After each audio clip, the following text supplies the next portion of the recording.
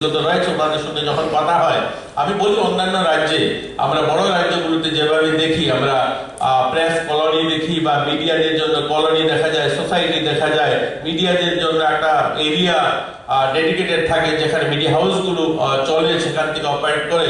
আমরাও চাই আমাদের রাজ্য হোক, আপনারাও এগিয়ে আসুন, আমরাও আপনারা 2 কদম এগোলে আমরাও আপনাদের সঙ্গে 4 কদম এগোবো। আমরা সবাই মিলে এই রাজ্যের মিডিয়া হাউসে যে সমস্ত সমস্যাগুলো রয়েছে সেগুলোকে আমরা সমাধান করব, আর আগামী দিন যেন আরো আমরা ভালোভাবে এগোতে পারি।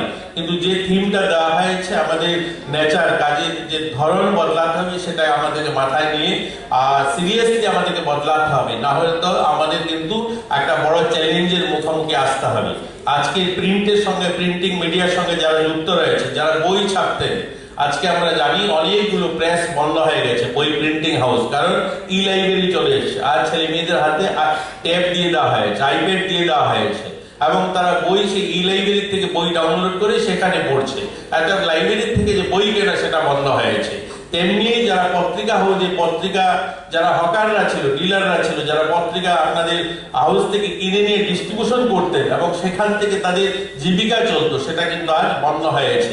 আর যদি বন্ধ না হয়ে থাকে আগামী দিন সেটা বন্ধ হয়ে যাবে, কারণ অনলাইন পত্রিকা মানুষ পড়বে, ওই কাগজের সেই 5টা কাগজ হাতে নিয়ে ঘুরবে না, সবাই অনলাইন পত্রিকাটা দেখবে। আপনার হয়তো পত্রিকা হাউস বেঁচে থাকবে, কিন্তু ওই রাস্তায় যে হকার যে পত্রিকাটা বিক্রি করতো, একটা দোকান লাগিয়ে বা বাড়ি বাড়ি দিত, সেটা কিন্তু বন্ধ হয়ে যাবে। এর জন্য এখন থেকে আমাদের এগিয়ে যেতে হবে।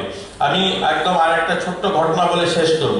আমাদের সবার হাতে ফোন আছে, দেখবেন এরকমই আমাদের এই যে ক্যামেরা যারা ইউজ করছে, এক সময় আমাদের কোডাক ক্যামেরা, পৃথিবীতে যতগুলো ক্যামেরা কোম্পানি ছিল তার মধ্যে অন্যতম একটা কোম্পানি হচ্ছে কোডাক ক্যামেরা কোম্পানি। যখন এই ডিজিটাল ক্যামেরা চলে আসলো, কোডাক ভাবলো যে যেহেতু বাজারের একটা বড় শেয়ার আমার কাছে রয়েছে, বাজারে যত ক্যামেরা বিক্রি হয় তার প্রায় 60% ক্যামেরা আমি বিক্রি করি, আমাকে বদলাতে হবে না, আমার ছাড়া হয়তো এই পৃথিবী ক্যামেরা বাজার চলবে না। কিন্তু দেখা গেল সময়ের সঙ্গে সঙ্গে ওই কোম্পানিটাই বন্ধ হয়ে গেল, হাজারো মানুষ রাস্তায় বসে যেতে হলো। কিন্তু যারা নিজেকে বদলে দিয়েছিল, আজ নোকিয়া বদলে তার যে ক্যামেরা ছিল রিল লাগানো, ওটার থেকে বদলে যখন সে ডিজিটালে এসে সে কিন্তু বেঁচে গেছে। আজ কিন্তু সে মোবাইল আবিষ্কার করেছে, বিভিন্ন মোবাইল বলেছেন যে প্রেসকে নিয়ে। কিন্তু আমি বলতে চাই যে দেখুন, এবারে যে থিমটা, এই 2024-এর থিমটা চেঞ্জ নেচার অফ প্রেস, অর্থাৎ সময়ের সঙ্গে আমাদেরকে বদলাতে বলা হয়েছে। আজকের দিনে দাঁড়িয়ে যদি আমরা বলি, আমাদের সবাই যে কথাটা বলেছে যে কাজ করতে গিয়ে আমাদের যে ধরনের আগে আমরা কাজ করতাম সেটা অনেক কাজে বদলে গিয়েছে।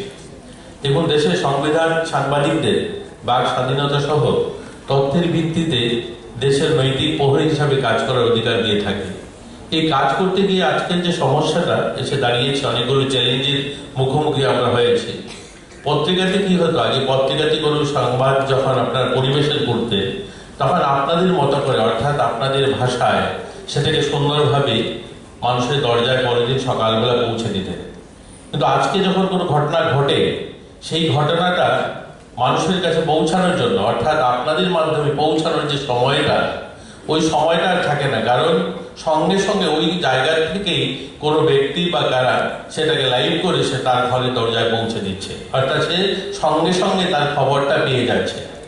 আমার এক দাদা বলেছেন, বরিষ্ঠ সাংবাদিক বলেছেন যে এখন অনেক সময় সংবাদ যখন পরিবেশন হয়, আগে নাকি অনেক সত্যতা বেশি থাকতো, অর্থাৎ এখন মাঝে মাঝে কোনো কোনো পত্রপত্রিকা কিছু তার নিজের মতো করে পরিবেশন করেন, অর্থাৎ সেখানে সত্যতা একটু কম থাকে। কিন্তু আমি সেই একমত নই, আমি সেখান থেকে ভিন্ন মত প্রকাশ করব।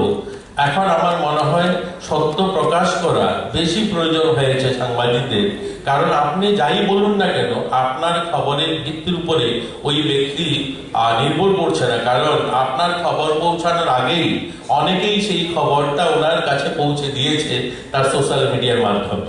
এর জন্য আমাদের কিন্তু একটা বড় চ্যালেঞ্জ এসছে আমাদের সামনে। কাজ করার ধরন বদলেছে। আগে যেমন আমরা কম্পোজিং করা হতো, আগে বলেছেন যেমন লেটার প্রেসে আর ব্লগ বানিয়ে প্রিন্টিং করা হতো, তারপরে অফসেট এসছে, তারপরে কম্পিউটারে টাইপ করা হতো, এখন মুখে বললে লেখা হয়ে যায়। এখন মুখে বললে লেখা নয়, অনেক দেশ এরকম হয়ে গেছে, আমাদের দেশও চলছে। আপনি কি ভাবছেন সেটাও লেখা হয়ে যাবে কম্পিউটার। আপনি কম্পিউটার সামনে বসে ভাববেন যে আপনি কি বলতে চাইছেন, সেটা কম্পিউটার লিখে নেবে। সেই সফটওয়্যারও অলরেডি ডেভেলপ হয়ে গিয়েছে। তো অনেক চ্যালেঞ্জ এসে গেছে আমাদের। আর কাজ করতে গিয়ে আমাদের আর একটা সমস্যা, যেটা আমাদের সমস্যা, যেমন এই সোশ্যাল প্ল্যাটফর্মগুলো আমাদেরকে সমস্যা হচ্ছে, কারণ আমাদের পত্রিকা হাউসগুলো যারা প্রিন্টিং করে বাড়িতে পৌঁছাতেন, আজ কিন্তু তাদের সেই বাড়িতে পৌঁছানোর সময় যেমন থাকছে না। আরেকটা সমস্যা হচ্ছে ম্যান পাওয়ার।